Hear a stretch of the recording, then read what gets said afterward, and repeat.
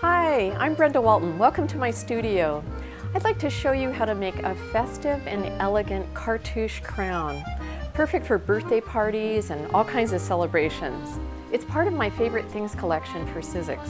Let's get started. The crown die is really beautiful. It's got all these intricate die cuts in it that make it look a little like a Parisian garden gate. And it is made from one piece of decorative paper that has a pattern on one side, and it can just be wide on the other side. That's fine.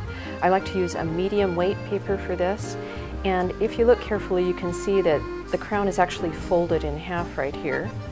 And so that when you unfold it, you get a crown that's it's a little bit over 15 inches wide, which is fantastic for a child's or an adult's head, with a little ribbon attachment in the back.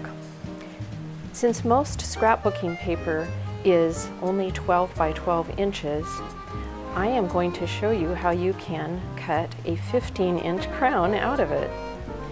The best way to do this is to take your 12 by 12 paper and to fold it in half diagonally. You can just give it a soft fold along the edge and then bring that folded edge up to where you see that there's no blade on the die.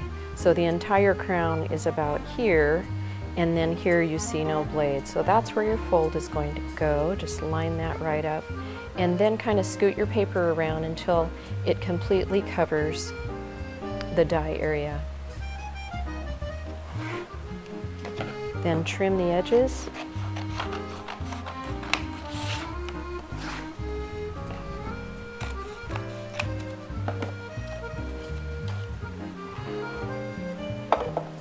Then make your sandwich.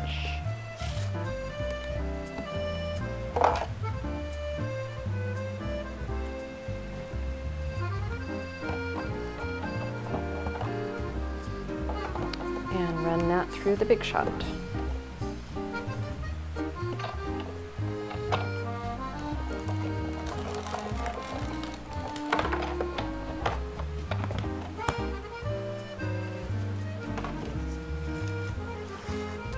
And there you have a beautiful, intricately cut crown that looks like that. And if you want to, you can take a bone folder and just smooth out your fold line a little bit. Chances are that you'll be embellishing your crown so much that you won't even see that there was ever a fold line there. But that's what you get. Once you've got your crown die cut, then you can start layering on all kinds of wonderful elements. On this one, I cut out of a vintage document, and I really like the script in the background. It's got this nice, quiet feeling to it, but it's got enough interest that it makes a really nice backdrop for all the other elements. For the focal point, I chose a vintage postcard, and I surrounded it with a frame, and it's from a die called Swan and Leafy Frame. And then on the side I've got some flowers, and they're cut out of tissue paper using the die called Summer Florals. At the top here I made a star and dimensionalized it, and that is from the die called Celestial Stars.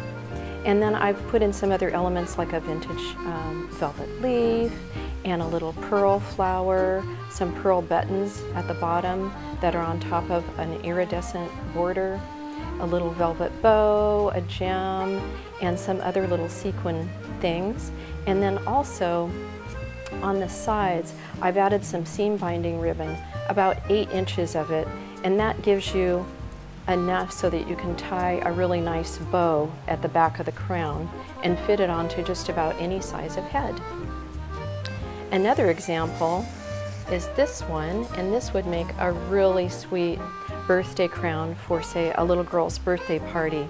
And on this one I've used many elements from other dies. For instance, the butterflies from Flights of Fancy, and the medallions are all from Medallions die, and the banner is from the ampersands and banner die, and the ribbon along the bottom is a seam binding ribbon that I've sewn a running stitch through and then just gathered it so that it has this nice kind of bunched up quality.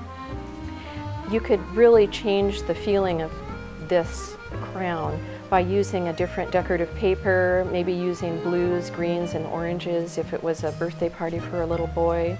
And it would be really fun to make a whole bunch of crown, just cut out the crowns themselves, and for a party you could put a bunch of embellishments in the middle of the table and let the children decorate the crowns themselves.